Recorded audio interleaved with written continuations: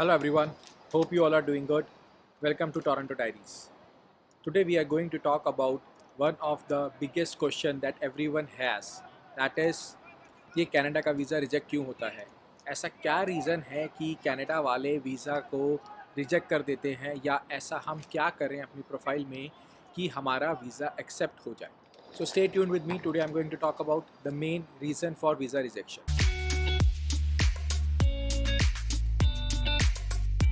So I have divided the main reasons into 2 to 3 categories.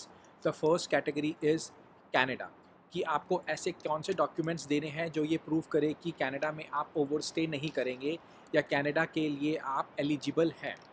So one of the thing is that duration of your stay. Let's say कि आपने ये duration show करा है कि आप 4 से 5 महीने कनाडा में रुकना चाहते हैं, but you do not have sufficient funds for it. So आपको इसमें ये रिफ्यूज़ल रीज़न मिल सकता है कि आपके कनाडा के लिए रहने के लिए फ़ंड्स कम है.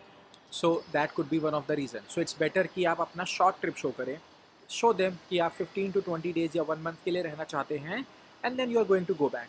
नेवर द रेस्ट कनाडा का वीज़ा हमेशा 10 साल के लिए लगता है और based on your passport expiry date. अगर आपका पासपोर्ट 5 साल बाद एक्सपायर हो रहा है तो आपको 5 साल का वीज़ा मिलेगा जिसमें आप एक टाइम पे 6 मंथ तक स्टे कर सकते हो. Now moving on to the next reason is purpose of your stay, that why you want to go to Canada. Let's say आप ये बताते हो कि आप एज अ टूरिस्ट जाना चाहते हो, बट ना तो आपके पास कोई आइटिनरी है, ना आपने कोई पैकेज बुक करवाया है, ना ही आपने कोई होटल स्टे बुक करवाया है. So they may not trust you that कि आप कनाडा जाओगे और आप एज अ टूरिस्ट जा रहे हो क्योंकि आपके पास कोई पैकेजेस नहीं है. और सिमिलरली अगर आप फैमिली विजिट पे जा रहे हो तो क्या रीज़न है. सो प्रोबेबली कोशिश करिए कि अगर आप कुछ रीज़न ढूंढ पाएँ. अगर आपके कोई फैमिली या कोई फ्रेंड मेम्बर आपको बुला रहा है, उनका कोई इवेंट है तो आप कुछ कर सकते हैं. और या कोई फेस्टिव टाइम है जैसे कि ईस्टर का टाइम है, थैंक्सगिविंग का टाइम है या क्रिसमस न्यू ईयर का टाइम है, इस टाइम पे आप जा सकते हो. आपके फ्रेंड की वेडिंग एनिवर्सरी या कुछ भी रीज़न हो सकता है. So try to find out a reason कि आप कनाडा में क्यों ट्रैवल करना चाहते हो. The next reason is that you have very strong ties in Canada. Let's say आपने ये बोल दिया कि आपका ब्रदर भी कनाडा में है, आपके सिस्टर भी कनाडा में है या आपके पेरेंट्स भी कनाडा में हैं. So there are so many people from your close family जो कनाडा में रहते हैं. सो दे मे बिलीव कि यार आपके बहुत स्ट्रॉन्ग टाइज हैं कनाडा में, so it may be possible कि आप कनाडा जाएं और वापस ना आएँ. सो इसको कैसे, अब मैं आपको ये नहीं कह रहा हूँ कि आप अपने कनाडा के रिलेशंस जो हैं वो आप हटा दें, छुपा दें, but along with it also show कि आपके इंडिया में कितने अच्छे रिलेशन हैं. Show more proof for India. आपका घर है इंडिया में, आपके फादर का, आपकी मदर का. Just write that okay you are going to inherit that property. कुछ भी लिख के आप ये कर सकते हैं कि आपका वहाँ पे फंड्स हैं और आप वापस आएंगे. सो इस तरीके से just balance out your profile कि उनको ऐसा ना लगे कि आपके कनाडा में टाइज ज़्यादा अच्छे हैं. एंड सिमिलरली जो रीज़न है वो हमारा सेकेंड कैटेगरी में आता है, which is reason for your home country. So this is one of the reason की that you do not have strong ties in your home country.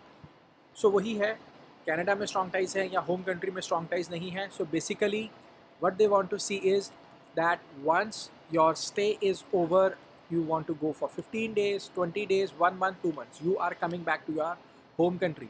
जैसे आप अपना लेटर अगर आप लिखते हैं तो आप उसमें ये मेंशन करिए कि या I am going for 1 month and after that I need to come back to my home country क्योंकि मेरा यहाँ पे कुछ काम है, मेरी एजुकेशन चल रही है, whatever the reasons. Write some reasons over there जिससे उनको ये ट्रस्ट बिल्ड हो that yes you will come back to your home country.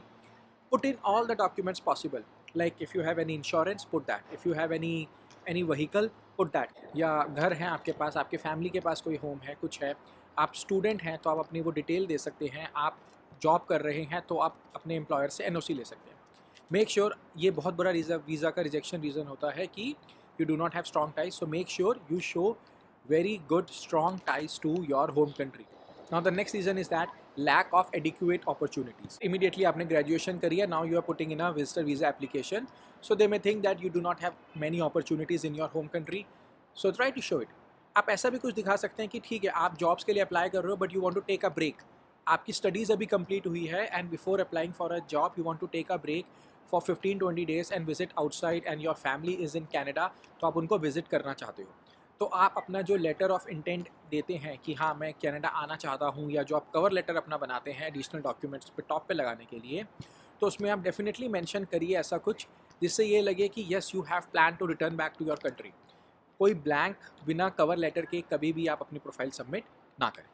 The next reason is जो कभी कभी हम मिस कर जाते हैं, विच इज़ इनएडिक्वेट डॉक्यूमेंट्स। सो जैसा कि अभी हमने दूसरे वीडियो में डिस्कस किया था जिसमें हमने कंप्लीट प्रोफाइल डिस्कस करी थी कि how to create your online application.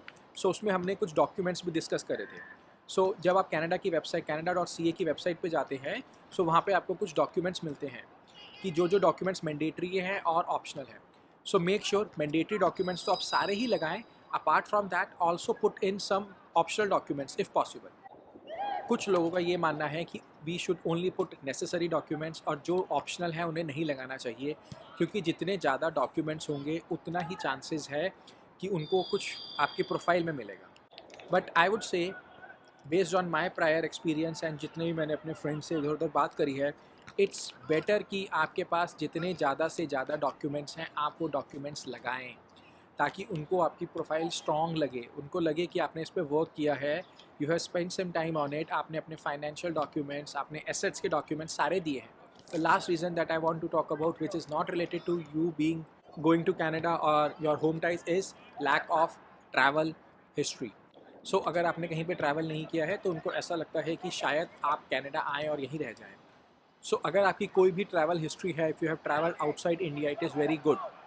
सो चाहे वो आपकी कितनी भी पुरानी हो, 5 years, 8 years, 10 years, you should put in. Otherwise, you can also put in that, okay, I have just completed my education and I wanted to go out. You're getting a little background noise because there is a football match going on. So I will just try to speak a little louder now. So basically, आप अपनी travel history उसमें show करें अगर आपकी है, और अगर आपकी ट्रैवल हिस्ट्री नहीं है, in that case you should make sure कि आप उसमें कवर लेटर में मेंशन कर दें कि ओके, कि I have just completed my education and now I have like grown up. My dream was always that first country that I will visit will be Canada based on these reasons. तो ऐसे 3-4 reason लिखे और ये mention ज़रूर करें उसमें कि आप रिटर्न करेंगे. So that's it for this video. If you like the content of the video, please like it, share it with your friends and do subscribe to my channel because I share such contents on a regular basis. Thank you. Have a good day. Bye-bye.